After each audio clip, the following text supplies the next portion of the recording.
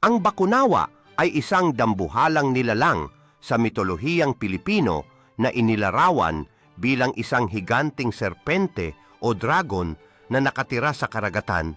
Ayon sa mga sinaunang alamat, pinaniniwalaang ang Bakunawa ang dahilan ng eclipse o pagtakip ng buwan dahil sinasabi sa mga kwento na sinusubukan nitong kainin ang buwan sa langit.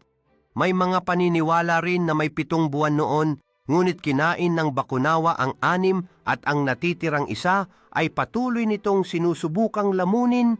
Upang pigilan ang Bakunawa, sinasabing ang mga sinaunang tao ay tumutugtog ng malalakas na tunog gamit ang tambol, kawayan at palayok o kaya'y sumisigaw at nagpapailaw ng apoy upang takutin ito at mapasuka ang buwan. Sa ilang bersyon ng alamat, ang Bakunawa ay minsang iniuugnay sa mga Diyos o diwata at minsan na may itinuturing bilang tagapagbantay o parusa mula sa kalikasan. Ang alamat ng Bakunawa ay nagpapakita ng malikhaing paliwanag ng ating mga ninuno tungkol sa mga natural na pangyayari tulad ng lunar eclipse at hanggang ngayon ay bahagi ng mayamang mitolohiyang Pilipino.